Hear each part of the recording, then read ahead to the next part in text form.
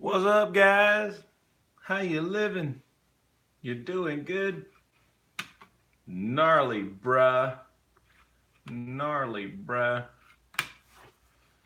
I'm gonna go ahead and get my music set up for the end. So I ain't gotta do that later. Always do things now that you ain't gotta do it later. Go ahead and get it out of the way. There's a lot of reason to do it while we drove back from Boone the other night. Late as it was. Go ahead and get it out of the way.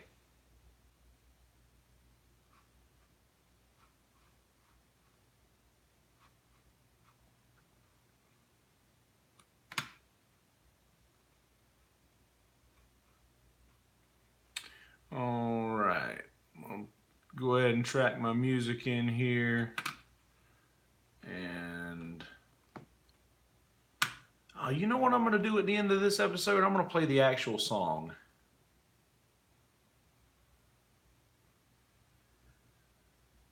Yeah, I'm going to play the actual song.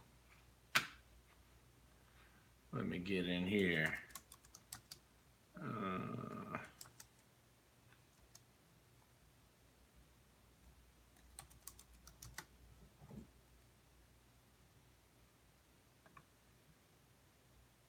Make sure this is the right one first.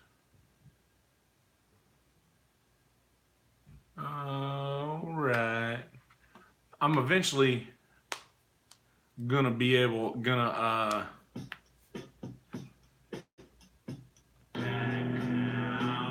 yep, that's the one.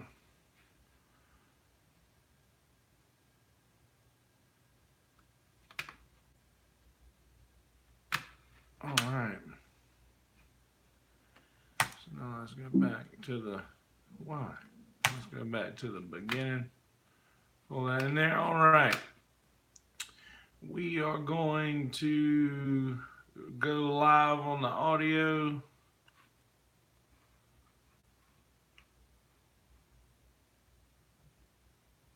All right. Here we go. Stomach growling and everything. That apple ain't holding up so well.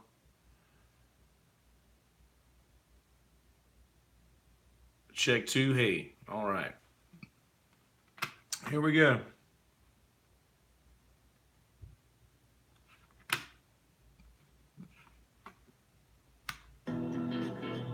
Hey guys. Nope, we're not doing that. See, you get to see the mistakes when you watch the video. Tyler Brown told me to start doing that so you can see the takes. I don't want the music playing when I come in. It's already there. It is muted now, like a teenage muted Ninja Turtle. Hey guys.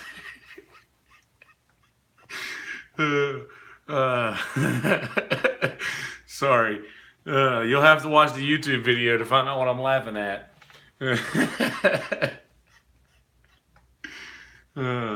See, I love those things that just come out of nowhere, and I love those things. Those are funny. Anywho, so I was all right. I need to preface this by saying that so I've been making some beats lately, some like rap beats for my buddy Michael Swaim of Small Beans, and one of the tracks that I made is featured on his Tales from the Pit series of podcasts, and so you can listen to Tales from the Pit. Definitely listen to Tales from the Pit. Go subscribe to Small Beans as well.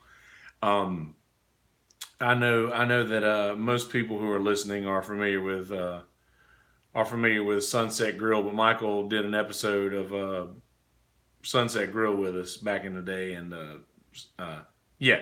So go subscribe to Small Beans and check out all their shit. But Tales from the Pit features one of those tracks that I made for his album. So I thought we were going through the email chain, and I was looking back, and I was like, man, I knew I had made one more, and I don't think I had sent it yet. So I was looking through. I was looking through all of the old recordings that I had done, and or all the old tracks that I had made, and I started stumbling across shit that I recorded when I was like 19, and I was listening to it, and I was thinking, man, this sounds like a completely different person, and it really does. In fact, I sent these things to Adam. I sent a couple of them to Adam, and he was like, "Who's that?" Like he sent back, "Who's that?" And I thought he was joking. I was like, "Exactly." And then when I talked to him again later, he was like, "Yeah, man, who was that?" And I was like, "Are you serious? That was me, man." Like, no way. But yeah, he wasn't like, "No way." He was like, "Yeah, I mean, it kind of sounded a little bit, but not very much at all." So anyway, I know a lot of my musician friends that have been playing music their whole lives. Recycle. I know a lot of my musician friends that have been playing music their whole lives. I'm sure a lot of them have old recordings of themselves and such, and like music that they recorded when they were young. And I was just wondering if the same thing happens to them that happened to me when they listen to the old stuff. So like, I pretty much remember damn near everything, and I remembered listening back to these old stuff. I was like, these old songs. I remembered like just I remembered, okay, here comes this time when I messed something up, or this is when I didn't play something right or whatever. And then I was listening for it, and I heard the thing that I used to think was a mistake, and then I was like, okay, well, this wasn't so bad. Like this was much worse back then than it is now than I thought. And I went back and actually listened to a lot of the things, and uh, actually listened to them in the original recordings, and there was a lot of mistakes that I thought were mistakes then, and then I look back, and it's just like these things add character to the song. Like they just add, they really do add so much character to the song. And it was sort of things that I did in my leads back then that I would have considered a mistake. Now I do on purpose for for audible reasons. And I don't know. It was just really interesting going back and listening to all of those things, and what I consider being a mistake then is actually just really cool now. So I wondered that if anybody else feels that way, like if they were just, because I was embarrassed to share this music with people. Like I would, like say a few years ago, if it would have been like a few years ago, if somebody would have asked me to hear that stuff, I'd have been like, you don't want to hear that. It's not the best. It's not the best stuff. But then when you go back and listen to, say, like Aerosmith's first album, and like Steven Tyler's voice hadn't even like developed into what it will become yet. So I'm wondering if any of my musician friends out there who do the same thing, like who listen to old recordings of themselves, feel the same way. So let me know about that. Anyway, um, I'm not sure if it's time that's done this, or if it's just that my style of music now caters to the small imperfections or whatever. But yeah, I was very happy with what I heard, and I didn't think I would be. So I texted a bunch of these people last night, or a bunch of these songs last night to a few people, and I sent Brian Jordan, old vinyl collector, the Blue Wrench Brian. He got a shitload of them, and I recorded this stuff. And I recorded this stuff like obviously when I was 19 years old, and I was very like uh, self-conscious about making everything right and making everything perfect, and this and that. And I just almost always, my record producer Fred Shaw, who I learned so much from, would tell me, you know what? You've done this 20 something times, and I would literally do a guitar solo 20 something times. Go back. He's like, now listen to this one right here. And I would listen to it and I would be like, man, that one was the best one so far. And he was like, yeah, that was the first one. So Fred Shaw was the person that taught me that 9 times out of 10, the first time you do something through, even if there's a couple of little screw ups here and there, the first time you do it is usually your money shot. That's usually the one that you go with. And I learned a lot from that dude. And I told you guys in the last episode that me and Smitty were talking on the way back from Boone about recording an album, and I was telling him that I wanted to produce the album, and that there would need to be like some imperfections need to stay, like some of the imperfections need to be there because they truly do add character.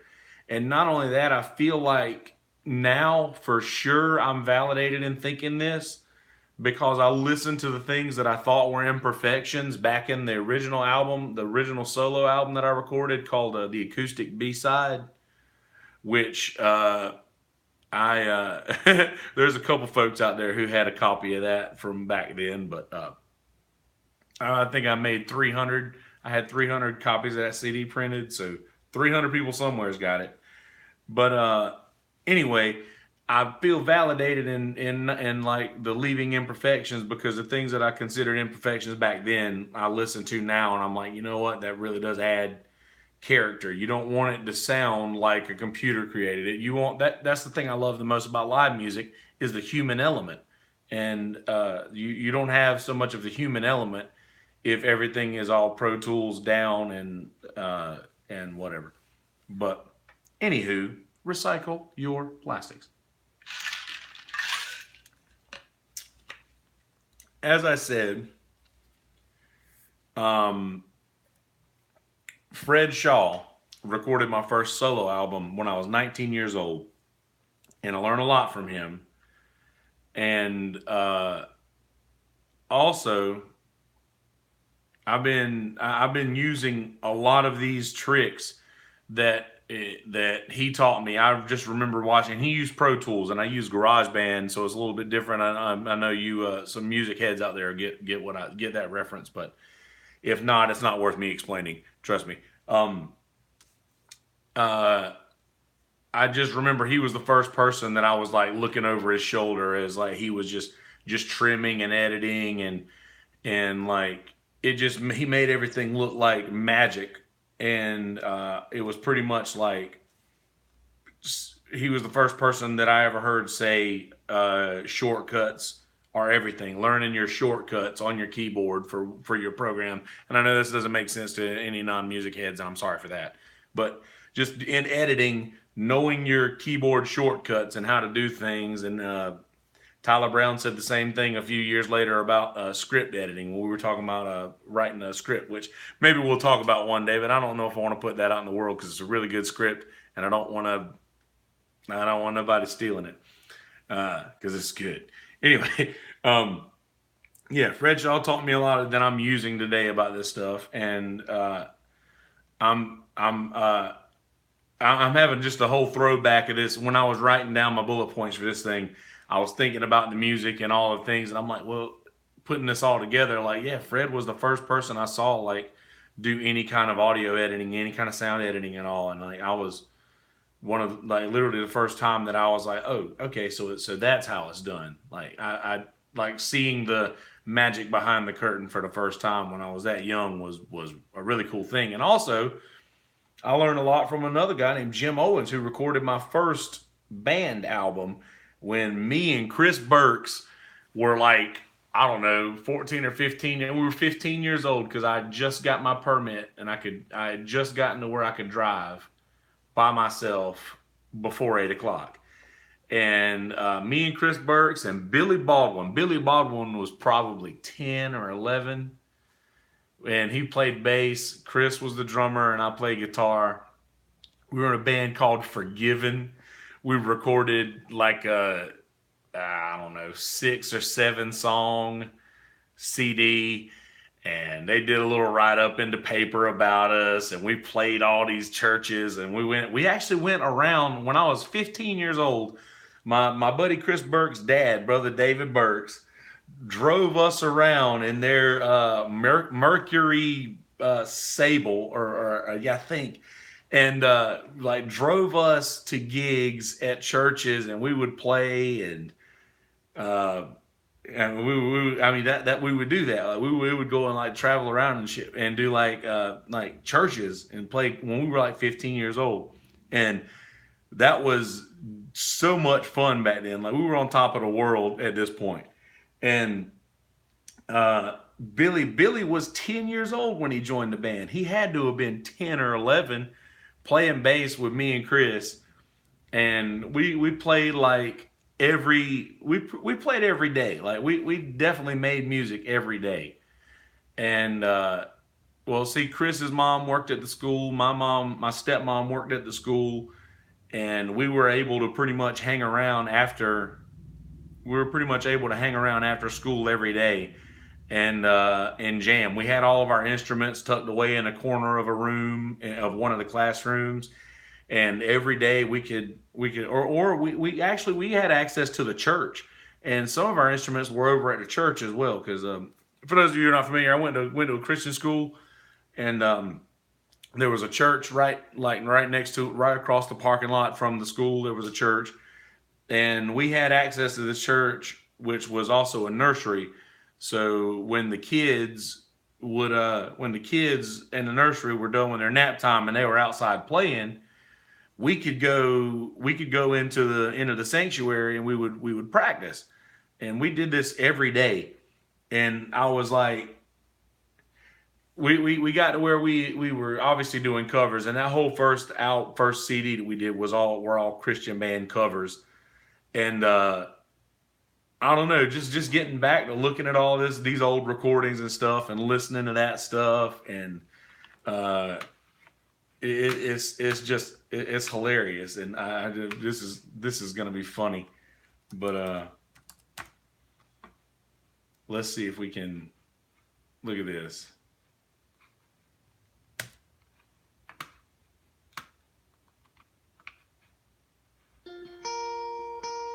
Check this out.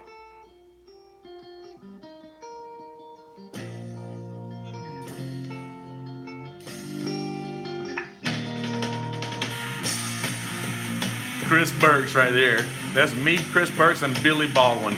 The bass player was 10 years old when he recorded this, and I was 15. Listen to 15-year-old me. All the girls in the bathroom talking, on tech to the Sadie, honking my ears, I'm burning my this is a Relient K song.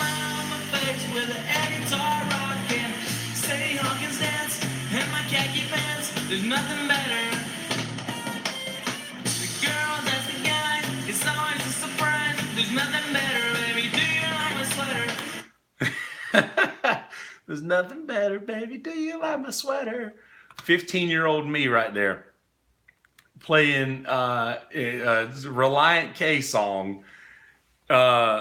Hilarious. It's funny. But I was looking back at all the stuff, and it's so funny to hear.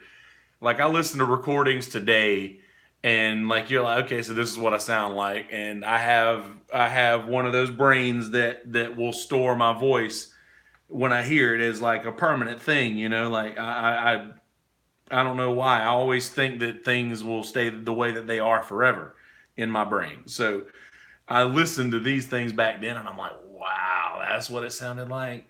Yeah, this is much different than it is today. But it's funny to watch where you come from, and I know we're going way off topic on this stuff and talking about old stuff, and I went way out of my bullet points. I kind of abandoned them. What's funny is because when I say me, Chris Burks, and Billy Baldwin, that just takes my brain to a place where we're 15 years old and Billy's 10, and we're just jamming in the church or in this long hallway of a school that we all went to. Billy's dad, Pastor Larry, was the administrator of the school, and and the pastor of the church, and we were, I don't know, we were a cool little band, man. I was proud of us, and I still am back then. But we come a long way from the Kelsey and Chris days when we were 13. 13, we started our first band when we first learned how to play instruments. So the first 18 years of playing live music wasn't that bad. So here's to making the next 18 better. This is a super short episode. I don't have anything else for you. Got a gig with Smitty tonight at Moto's, and tomorrow night at Oceanfront Bar and Grill. We're doing the duo tomorrow night and tonight, and then Cornbread's playing at Captain Archie's in North Myrtle on Friday, and that's 6:45, and Buffalo Wild Wings at Monkey Junction in Wilmington on Saturday. And yeah, there's that. Come on out and say hi. There's a trivia question for you one day. The grandson of the great Harry Carey is now the commentator for what Major League Baseball team? I'll let you Google it. All right, ladies and gentlemen, roll Tide, roll Tribe. I got some things for you to listen to and watch for this episode. The Generationals, Con Law. Listen to that album. My friend Julie gave me a lot of really good music to listen to, so I'm sharing it with you. Also, Lake Street Dive, who I'm in love with right now. She called it. She was like, "You're going to fall in love." And she was very close to right. Live at the Lizard Lounge is a great, I love live, anything live. So listen to Lake Street Dive, live at the Lizard Lounge. And Leon Bridges has a new record called Good Thing. Listen to Leon's new record. His last album was amazing. Everything I've heard off of this album is awesome. I haven't heard the actual album yet, but I will soon because I will 100% get the vinyl. So yeah, listen to the Generationals, Con Law, Lake Street Dive, live at the Lizard Lounge, and Leon Bridges, Good Thing.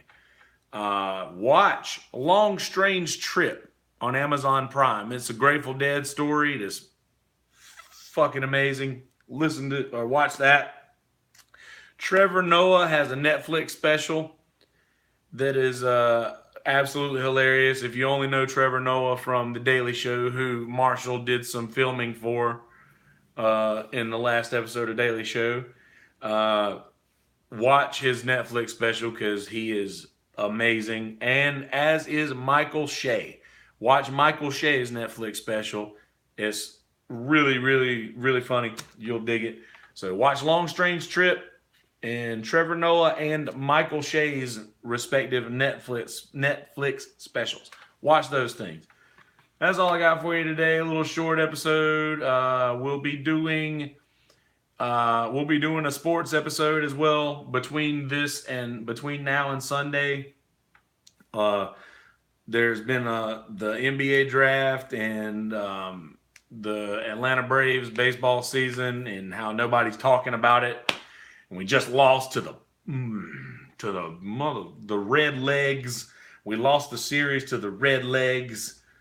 Our bullpen's not doing so well. Neither is our starters. That's the end of my story on sports. We're going to be doing this episode coming up soon. I'm probably get Brother Asher on here, and Jason Summers also wants to come on and talk about some sports, or pest control, or God knows what. Also, another few guests. We got, I think Jen and Jeff Thomas, who I was supposed to do Sunday's episode with, but was postponed because of the Boone situation. I think they're coming back on the 15th of July, if I'm not mistaken. They'll be on that episode. And we're getting to the point now to where our guests have dates set as to when they're going to be here, which is, I'm very happy about that, and that's cool. We're doing big things with this little podcast. Please help us do bigger things. Go to our Patreon and commit to a certain amount that you'd be willing to let us lay hold to, for lack of a better term. monthly. And also check out the GoFundMe. Please leave reviews on iTunes and Podomatic, and please leave reviews on YouTube. Subscribe to everything. Subscribe to my stuff. Also, I did find out for Android users out there. I found out last night at Mako's in Merle's Inlet here that I am now on Google Play. We're now on Google Play in the podcasts. So go search my stuff in Google Play, and you can subscribe there if that makes it easier for you than going through the whole Podomatic route, which by all means do whatever is easiest for you and makes you comfortable. That was fun, right? So yeah, do that and subscribe to all of the things. Subscribe to Sunset Grill. We're doing a Sunset Grill season 2. Those episodes are going to be released probably maybe twice a month if I had to guess. So they will not be released or much more sparsely than these episodes. So, but subscribe to Sunset Grill. We may be doing more cornbread podcasts coming up soon. Who knows? We may just start recording truck talks. I may do that with Smitty today. We may record a truck talk on the way to our gig at Moto's, and I may release that. So yeah, go subscribe to the Cast Iron Skillet. Subscribe to Sunset Grill. Subscribe to all of my stuff podcasts, and go to subscribe to Small Beans as well. Brother Michael Swaim and the whole crew of Small Beans are doing a fantastic job with everything out there. And as far as production, they are way far and way more far than head and shoulders above me. And definitely go listen to that. See how a podcast is really done. But thank you guys for listening. That's all I got for you today. Oh, and I am actually going to put the actual version of Where's My Monster on the end of this episode in the audio feed. So I'm going to, I'll probably, yeah, I'm going to put that on there. I was going to leave it playing while or let it play while the YouTube video feed runs. And I may still do that. Who knows? But anyway, I'm going to put that whole song on the end so you can actually hear the actual song that the intro and outro comes from. So there's that. All I got for you. Ladies and gentlemen, thank you for listening. Keep it groovy out there, baby. Keep it groovy, all right? Peace, bitches. Love ya. See, I did it right that time. There's no editing that I need to do. So let's bring this. Oh, no, I already did that, didn't I? I just put it further up. Yep, there it is. Yep. It is 3:48. I got about an hour before I have to report to Smitty's.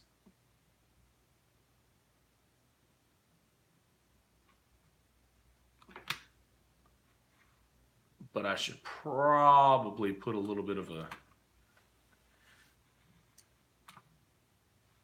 I'll need to mute. Oh, let's do the intro first. I forgot about the intro. Let's do that.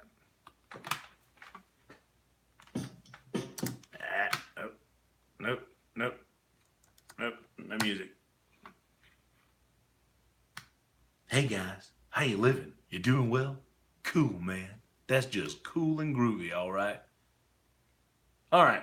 So in this episode, I veered off a lot and started talking about random memory. I kind of kept the story together, I think. But anyway, I talked about old recordings that I found in doing in looking for some music on my computer. I found a lot of old stuff, and it was a nice little trip down memory lane, and I sort of narrated that for you a little bit and asked a few questions of my musician friends to find out if they had any similar feelings about their old recordings that I did. So if you are a musician who has recordings of yourself from way back when, let me know what you think about how you sound back then according to now, or how did that affect you mentally? Like, did you did you feel the same way that you did when you first heard it, or you'll see. Just listen on there. The things I gave you to listen to and watch for this episode, I have to thank Miss Julie Bender for giving me these first two artists to listen to this week, and she was spot on. They were amazing. The Generationals, listen to the album Con Law, CONLAW, Con Law. Lake Street Dive, Live at the Lizard. Is that right? Live at the Lizard Lounge. I couldn't see it all. And Leon Bridges, Good Thing. So the Generationals, Con Law, Lake Street Dive, Live at the Lizard Lounge, and Leon Bridges, Good Thing. Listen to those. Watch Long Strange Trip, The Grateful Dead story on Amazon Prime. And watch both Netflix specials of watch Trevor Noah and watch Michael Shea. Watch both of those. Trevor Noah's Netflix special and Michael Shea's Netflix special. So watch Long Strange Trip on Amazon, and both of these are on Netflix. Trevor Noah and Michael Shea. Watch both of them. They're pretty flippin' awesome.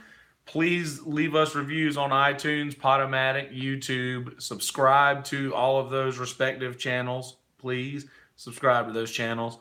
Subscribe to Sunset Grill, and also subscribe to the Cast Iron Skillet, because we're going to do a season 2 for both of those. Without further ado, here's My Stuff, episode number 37. Enjoy, folks. All right, so we'll take this volume and bring it down, but bring it back up there.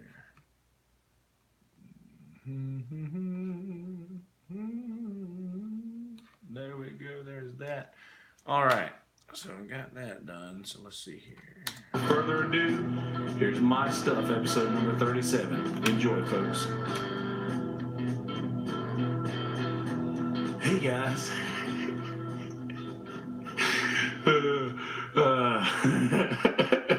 Sorry. You'll have to watch the YouTube video. Oh, yeah. Oh, yeah. Teenage. How did I say it? Well, muted. That was funny. All right. Copy that right there. Bring it down here. Now, where do I want to put the original? To subscribe to all of the things. Before that. Please go to our Patreon. Before that. Where our guests have guests. We got. I think Jen and Jeff